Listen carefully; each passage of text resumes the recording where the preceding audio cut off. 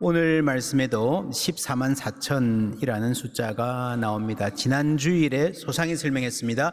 이 숫자는 구원받을 사람의 숫자가 그렇게 딱 정해져 있다는 말이 아니라 대단히 많을 것이다 라는 사실을 당시 사람들의 숫자 감각으로 말한 것이다. 7장에는 이런 말씀도 나옵니다. 이후에 내가 보니 각 나라와 족속과 백성과 방언에서 대단히 다양한 민족, 다양한 언어, 다양한 빛깔, 피부색의 사람들이 아무도 능히 셀 수 없는 큰 무리, 엄청나게 많은 무리가 나와서 흰옷을 입고 손에 종려나무 가지를 들고 보좌 앞과 어린 양 앞에 서서 큰 소리로 외쳐 이르되 구원하심이 보좌에 앉으신 우리 하나님과 어린 양에게 있도다라고 승리의 영광의 찬송을 부를 것이다.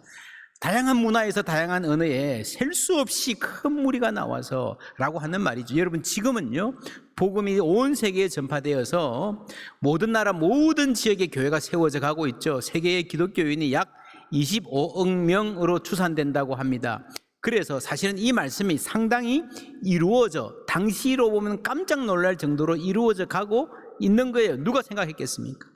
그런데 이런 시대에 14만 4천 뿐이야, 이게 전부야 라고 말하면서 실제로 구원 얻을 사람이 대단히 적을 것이라 라고 해석하는 사람들은요, 성경이 말하는 바를 완전히 거꾸로 해석하는 것입니다. 왜 그렇게 할까요? 왜? 너희들 그렇게 예수 믿어서 안 되고 우리한테 와야 돼. 그렇죠? 급주려고 하는 거예요. 사람들의 두려움을 조장해서 사람들을 조작하려고, 자기들 따르게 하려고 말씀을 오용하는 겁니다. 계시록의 목적은 반대입니다. 요한계시록은 성도들에게 겁을 주기 위해서가 아니라 용기를 주고 격려하기 위해서 쓰여졌습니다. 우리가 언제 위축되고 쪼그라듭니까? 몰라서 그래요. 시야가 좁아서 그렇습니다. 지금 당장 내 눈에 보이는 것은 잘 안 되는 것 같거든요. 우리가 힘이 없는 것 같거든요. 죽게 생겼거든요. 도망가야 되나 포기해야 되나. 이런 성도들에게 계시록은 시야를 확장시켜 줍니다. 먼저 공간적으로는요, 땅에 사는 사람들을 하늘 위로 초청해서 세계 전체, 그리고 하늘 위에 무엇이 진행되는가를 알게 하고 보여주죠. 하늘 위의 예배. 이 땅에서는 로마 황제가 권력이, 나쁜 놈들이 완전히 장악한 것 같지만 그거는 얼마 안 된다는 거죠. 하늘에는 여전히 우리 하나님 아버지께서 예배받고 계시는 줄 믿습니다. 그걸 알면 세계관이 바뀌는 거죠. 시야가 넓어지는 겁니다. 그래서 여러분, 성경의 신앙은요, 하늘에만 관심이 있는 것도 아니고 땅에만 한정되어 있는 것도 아닙니다. 아버지의 뜻이 하늘에서와 같이, 어디에서도요? 땅에서도 이루어지게 하소서. 우리 주기도문이잖아요. 그래서 공간적으로 확대합니다. 시간적으로는 과거의 일, 미래의 일뿐만 아니라 역사 전체의 의미를 보여줍니다. 여러분, 계시록 구절을 정리해 보면요, 2장 3장에 뭐가 나왔습니까? 7 교회에 보내는 편지가 나왔죠. 4장 1절에서 하늘로 올라오라 그래서 하늘 위에 예배를 보여줍니다. 5장에 두루마리가 나오고 안팎으로 썼는데 7인으로 봉했다. 굉장히 단단히 봉한 거예요. 누가 열 수 있는가? 죽임 당하신 어린 양이다 라고 소개가 되고, 6장부터 이 어린 양이 7인을 하나하나 떼갑니다. 마지막에 7 나팔이 나옵니다. 7 천사가 나팔을 하나하나 불면서 땅에 재앙이 내리고요, 마지막 그 다음에는 7 대접, 이제 대접을 붓죠. 그러면서 또 재앙이 나옵니다. 여러분, 이 부분을 자세히 읽어보면요, 출애굽기에 나오는 재앙이 아주 비슷하게 이미지가 겹칩니다. 그래서 요한계시록은 구약의 많은 부분을 배경으로 깔고 있습니다. 가장 중요한 주제가 남은 자라고 하는 겁니다. 이사야 61장 13절 함께 읽습니다. 그 중에 10분의 1이 아직 남아있을지라도 이것도 황폐하게 될 것이나 밤나무와 상수리 나무가 배임을 당하여도 그 그루터기는 남아있는 것 같이 거룩한 씨가 이 땅의 그루터기니라 하시더라. 여러분, 상상해 보세요. 울창하고 아름다운 숲이 있는데 약탈자가 와서, 나쁜 놈들이 와서 싹 다 베어버렸다. 이제 끝이다, 우리나라 완전히 끝났다 하는 느낌이 든다는 거죠. 실제로 그런 나라들 많아요. 한때 세상을 호령하다가 먼지같이 사라져버린 나라들, 문명들 많습니다. 그런데 이 하나님의 백성은 그렇지 않을 것이다. 지금도 아브라함의 자손들이 세계 곳곳에 있잖아요. 누굽니까? 바로 우리입니다. 계시록 14장 12절 함께 읽습니다. 성도들이 인내가 여기 있나니 그들은 하나님의 계명과 예수에 대한 믿음을 지키는 자니라. 예, 이 사람들이 바로 남은 자들, 구약에 말해서는 남은 자들입니다. 다 도망가고 다 배신하고 사라져버린 것 같으나 눈에 안 보이는 것 같지만 그래도 하나님이 남겨놓으신 그루터기 끝까지 인내하고 남은 자가 있다라고 하는 것입니다. 그래서 여러분 계시록의 이야기도요, 전혀 모르던 이야기가 새로 나온 게 아니고 구약 성경, 신약 성경에서 이미 예언하신 말씀이 성취되는 거예요. 이런 하나님의 말씀은 한마디도 땅에 떨어지지 않고 그대로 다 남김없이 성취되는 줄 믿습니다. 이렇게 계시록은 구약의 역사 전체를 요약하고 있습니다. 그리고 맨 마지막에 종말에 될 일들에 대해서도 말합니다. 창조부터 종말까지 전체 역사, 그 큰 그림을 우리에게 알려주는 거예요. 그런데 이 전체 큰 역사는 잘라버리고 마지막 날에 일어날 일에 대해서만 관심을 좁혀서 보면요, 길을 잃어버립니다. 계시록은 성도들의 시야를 미래의 특정한 시점, 마지막 몇 날에 일어날 일로 좁히는 것이 아니라 우주 전체와 역사 전체로 넓히는 기능을 하고 있습니다. 공간적으로 하늘과 땅을 함께 시야에 넣는다 그랬죠. 시간적으로 그 다음 있죠, 창조부터 종말까지. 그리고 그 대상에 있어서 여러분이 넓혀지니까요, 모든 사람을 품습니다. 오늘 말씀 1절에 보면요, 또 내가 보니 보라 어린 양이 시온산에 섰고, 거기서 승리의 노래를 부르는 거예요. 여러분, 시온산이라고 하는 것은요, 구약에서 이스라엘이 회복되는 만물의 회복의 중심점을 말하는 것입니다. 시온은요, 시온의 회복은 시온의 영광이 빛나는 아침 그 찬송가도 같이 하나님의 승리를 말하는 아주 중요한 단어입니다. 1절에서 시온 이야기 했잖아요. 그런데 시온에서 회복되는 모습이 어떤 모습인가 하면요, 또 보니 다른 천사가 공중에 날아가는데 땅에 거주하는 자들, 곧 모든 민족과 종족과 방언과 백성에게 전할 영원한 복음. 시온에서 회복되면 그것은요, 이스라엘만을 위한 나라가 아니라 모든 민족과 종족과 방언과 백성, 네 번이나 되풀이 됩니다. 다양한 피부 색깔, 다양한 문화, 다양한 언어, 다양한 사람들이 모여서 모두가 하나님의 백성이 될 것이라는 말씀이 바로 이 시온의 회복의 약속에 담겨 있는 거예요. 근데 이걸 떼가가지고 자기들만을 위한 시온, 이거는 말이 안 되는 거죠. 성경을 제대로 읽지 않아서 그렇습니다. 성경을 보고도 성경에 뭐라고 그러는지 몰라서 자꾸 이런 현상이 생기는 겁니다. 우리가 요한계시록 시작하면서 주제를 교회를 새롭게 하는 복음 그랬습니다. 하늘 위의 예배, 그리스도께서 하늘에서 예배받고 계심을 일깨움으로써 교회는 새롭게 됩니다. 죽임 당하신 어린 양, 승리의 확신을 가지면서도 승리주의에 빠지지 않게 하는 십자가를 우리 신앙의 중심에 둠으로써 교회는 새롭게 됩니다. 성도의 인내가 여기 있나니 우리의 시야를 넓힘으로써 교회를 새롭게 합니다. 여러분, 역사 전체가 하나님의 것이고요, 모든 인류가 하나님 사랑하시는 대상인 줄 믿습니다. 이렇게 시야를 넓히는 거예요. 우리만 위하는 것 아닙니다. 계시록에 유명한 말 있죠. 주 하나님이 이르시되 나는 뭐라고요? 알파와 오메가요. 이제도 있었고 장차 올 자요 전능한 자라. 전에도 있었고 장차 올 자요 전능한 자라 하시더라 하셨습니다. 알파와 오메가가 무슨 말인가 하면 영어로 하면 A와 G라는 말입니다. 처음과 나중이다. 근데 이 말이 처음과 나중만 하나님이란 말이 아니라 알파부터 오메가까지 전부 다 하나님의 주관이라는 말이에요. 바로 그 말씀을 하는 게 모든 것 하나님은 알파와 오메가다. 그러면 우리는 어떻게 살아야 하는가? 4절 말씀 함께 읽습니다. 이 사람들은 여자와 더불어 더럽히지 아니하고 순결한 자라. 어린 양이 어디로 인도하든지 따라가는 자며 사람 가운데에서 속량함을 받아 처음 익은 열매로 하나님과 어린 양에게 속한 자들이니. 이 사람들은 여자와 더불어 더럽히지 아니하고, 이것은 육체적인 결혼하지 말고 살아라 그 말이 아니고요, 우상 숭배하지 않는 영적인 순결을 말합니다. 어린 양이 어디로 인도하든지 따라가는 자. 여러분, 어디로 인도하든지. 무슨 말입니까? 좋을 때나 힘들 때나 따라가다가 힘든 일이 와도 지금 내가 못 가겠는데 싶어도요, 어린 양이 앞서가시면 따라가는 거예요. 오늘날의 신앙이 그래요. 많은 사람이 순종하기는 한다고 하는데 선택적 순종.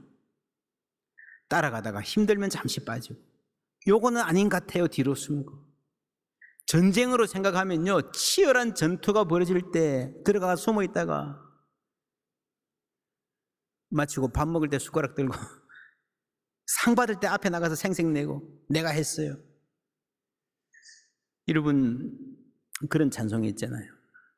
꽃이 피는 봄날에만 주의 사랑이 있음인가, 열매 맺는 가을에만 주의 은혜 있음인가, 땀을 쏟는 여름에도 주의 사랑 여전하며 추운 겨울 추위일 때도 주의 위로 변함 없네.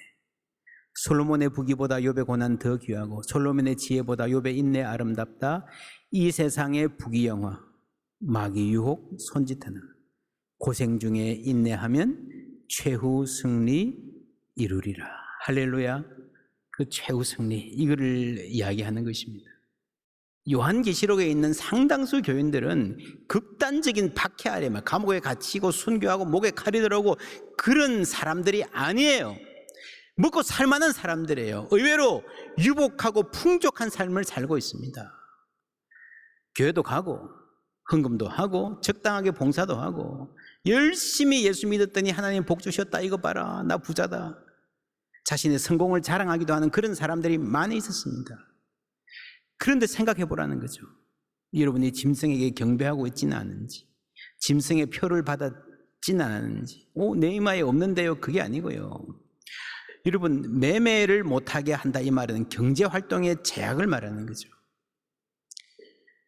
당시 상황을 보면요, 모든 국가 행사, 모든 사회적인 행사는요, 국계 의례뿐 아니라 시의 잔치, 그리고 무슨 연극 공연까지, 축제까지, 지역의 축제까지 전부 다 우상 숭배와 관련되어 있었습니다. 그런데 얼굴 내밀어야 되고요, 행세해야 되고요, 사업하고 먹고 살려면 여러분 안 가면 힘들어요. 소외된다는 거죠. 당시 대부분의 사업은 조합별로 했습니다. 어소시에이션들이 있었는데 콜레기아라고 하는, 사도행전 19장에 보면요, 바울이 전도를 에베소에서 열심히 하니까 우상 장사들의 수입이 급감을 하죠. 그때 데메드리오라고 하는 은장색 이 우상 조합을, 자기들의 조합을 설득해서 온 도시를 혼란으로 몰아넣습니다. 그만큼 조합들이 강력한 힘을 가지고 있었어요. 여러분, 대부분의 사업은요, 무슨 사업을 하든 나 혼자 할 수 없고 조합에 가입이 되었어야 물건을 납품받기도 하고 팔기도 하고 그럴 수 있었습니다. 그런데 문제는요, 그런 모든 조합들이 시작할 때 꼭 우상을 섬깁니다. 우상의 이름으로 모입니다. 경제 활동하는 모든 조합이 타이틀은 무슨 상공인 조합, 어부들의 조합 이런데 우상과 연결되어 있는 거예요. 예수를 믿으면 여기에 갈 수도 없고 안 갈 수도 없는 거예요. 사업하기 대단히 어려워. 매매를 못하게 하니, 그런 말이에요. 우리가 이번에 라오디게아 방문했는데, 라오디게아 가면요, 그때의 가정집, 인슐라라고 하는 가정집들이 있는 터들, 가게들 터들 그대로 남아 있습니다. 여러분, 당시의 가게들은, 요즘에는 우리가 가게에 들어가면요, 가끔씩 그런 거 보잖아요. 내 나중은 창대하리라, 이런 거. 예수 믿는 집이구나 알잖아요. 당시에는 가게들이 100% 나름의 우상이 있었습니다. 신상이 있었습니다. 그거 없으면 이상한 집이에요. 근데 예수를 믿었다 그러면요, 예수 믿고 그걸 계속 붙여놓을 수 없잖아요. 떼야 되잖아요. 떼면 어떤 일이 생길까요? 거기 들어온 사람들이 이게 좀 이상한데 이 사람들 이상한 사람들인데 하면서 매출 급감, 경제적인 손해, 매매를 못하게 하니, 이런 소외를 감수해야 되는 상황이었어요. 어제까지 우상숭배도 했고요, 방탕도 했고요, 음란히 살았습니다. 근데 이 사람이 예수 믿더니 안 할란다 그랬대. 옆에서 가만두겠습니까? 왜 안 해? 비방하는 거예요. 너 돌았냐? 너만 깨끗하냐? 비방하는 거예요. 여러분, 오늘날의 삶과 꽤 비슷하지 않습니까? 여러분, 지금 한국에서도 많은 사업 이야기가 술자리에서 이루어진다 그러잖아요. 직장인들 마시고 술 마시는 자리, 2차, 3차 가다 보면 부끄러운 일들, 가족들이 알면 큰일 날 일들, 알려지면 창피할 일을 하는 사람 많다고 합니다. 안 갈래? 안 가면 되죠. 근데 여러분, 어떤 네트워크는 쉽지 않죠. 술자리에서 서로 밀어주고 끈끈하게 거기서 정보도 흘러다니고 안 가면 왕따 되고, 그러는 가운데 어떻게 우리가 그리스도인으로서 이 땅을 떠나지 않으면서 이 땅 안에서 그리스도인으로 신실하게 살아가는가 하는 도전을 요한계시록이 주고 있는 거예요. 오늘 우리가 살아가는 삶과 결코 다르지 않습니다. 작년에 로잔 대회를 준비하면서요, 이 박해에 대한 이야기를 참 우리가 많이 하고 기도했습니다. 박해받는 교회를 위해서 기도했습니다. 세 번째 날 저녁에 이 주제가 박해였습니다. Persecution and Mission. 세계에서 박해받는 나라들 이야기 참 하면서 기도하고 마음 아프게 눈물 흘리고 그랬습니다. 그런데 그때 대표로 나오신 패트릭 펑 목사님이 이런 말을 했습니다. Persecution never kills the church. 박해는 교회를 죽이지 못한다. Compromise the gospel. 복음을 타협하는 것이 교회를 죽인다. 여러분 놀랍지 않습니까? 이 펑 목사님의 말은요, 지금 세계에서 막 목숨을 걸고 투옥되면서 하는 그 위험에 처해 있는 교회들이 많이 있지만, 사실은 성경적으로 보면, 하나님의 눈으로 보면 여러분들 미국과 영국과 한국 지금 자유세계에 있는 교회들이 훨씬 더 위험한지 모릅니다 라는 경고를 하시는 거예요. 왜요? 신앙을 타협하기 쉽기 때문입니다. 여러분, 기독교의 역사를 보아도 그렇습니다. 박해의 시기에 교회가 오히려 더 단단해지고 성숙했던 것을 우리는 교회 역사를 통해서 알고 있습니다. 마지막 날에 중국에서 온 어떤 젊은 그리스도인이 와서 아주 담대한 선포를 했습니다. 이번에 한국에서 로잔 4차 대회에서 너무 감사합니다. 감동했습니다. 제 5차 로잔 대회는 중국에서 할 수 있도록 기도하겠습니다. 우리가 지금은 박해받고 있지만 중국의 교회가 부흥하고 중국을 변화시켜서 얼마나 확신 있고 담대하게 희망에 넘친 선포를 하는지요. 그 희망에, 그 파워에 모두가 감동했습니다. 그렇게 박해받고 극심한 어려운 가운데 있는 그리스도인들이 얼마나 이 힘이 넘치는지 하나님 주신 힘인 줄 믿습니다. 앨런 크라이더라는 분이 초기 기독교와 인내의 발효라는 책을 썼습니다. 제가 추천사도 썼고요, 몇 번 소개한 적이 있는데, 초대교회가 초기 300년 동안에 정말 놀랍게 성장했는데 온 로마 제국을 전부 다 전도하다시피 했는데 어떻게 그렇게 됐을까? 어떤 성장의 비결이 있었을까? 전략이 있었을까? 찾아보도 아무것도 없다는 거예요. 단 하나 있다면 인내의 발효. 여러분, 인내가 뭡니까? 아무것도 안 하는 것 같잖아요. 그죠? 참고 견디는 것 뿐이잖아요. 그런데 그리스도를 향해서 신실하게 살기 위해서 인내하고 살다 보니요, 시간이 지나니까 이게 발효하더라는 거예요. 인내가 신비롭게 다른 무엇으로 변하더라는 거예요. 여러분, 발효가 뭡니까? 여러분, 된장, 김치, 포도주 다 발효의 결과거든요. 여러분, 극상품 포도 얼마쯤 합니까? 최상품 와인은 얼마쯤 합니까? 비교할 수 없죠. 이 발효의 과정을 통해서 여러분, 포도가 그냥 포도로 있으면 아무리 좋은 포도로 좀 있으면 썩어버립니다. 근데 발효라고 하는 것은요, 비교할 수 없는 아름다운 빛깔과 맛과 풍미를 만들어내는 거예요. 인내하다 보니까 시간이 지나니까 발효가 되더라. 할렐루야. 시간이 필요합니다. 인내가 필요합니다. 금방은 아무것도 안 될 것 같지만 마침내 하나님께서 그들에게 승리를 주시는 거예요. 14만 4천, 아무도 능히 셀 수 없는 큰 무리가 하나님께 찬양하면 이거는요, 축제죠, 축제. 프레이드 같습니다. 여러분, 올림픽이나 큰 경기 마치고 나면 선수들이 와가지고 프레이드 하잖아요. 여러분 피곤하고 지친 부상병도 많을 거예요. 이게 진짜 전쟁이라면요, 전쟁을 마치고 온 전사들의 프레이드가 어떨 것 같아요? 얼굴은 걸러 있고 막 눈이 그냥 큰 상처 입은 사람도 있고 다리를 다쳐서 절룩거리는 이들도 있을 것입니다. 여러분 그게 정상이잖아요. 전투를 하니까. 그들의 상처는요, 그들의 절룩거리는 다리는요, 수치가 아니라 우리 대장 예수님도 죽임을 당하신 어린 양이잖아요. 바로 그 예수님과 같은 삶을 살았다는, 예수를 충실히 따랐다는 자랑스러운 증거가 될 줄 믿습니다. 그 손과 몸의 상처가 영광 중 빛나네. 할렐루야. 그게 예수님이에요. 그 손과 몸의 상처를 그대로 가지고 그 상처가 영광 중에 빛나는 거예요. 여러분은 그런 상처 있습니까? 우리는 있습니까? 교회는요, 건강한 교회는요, 멀쩡한 사람 별로 없는 게 건강한 교회. 전부 다 생생하고 뺀질뺀질하고 그러면요, 그거 교회 아닙니다. 우리가 주님 뜻대로 살기 위해서, 이 땅에서 복음 전하며 살기 위해서, 주님의 몸된 교회를 위해서 얼마나 희생하고 얼마나 눈물 흘리며 살았습니까?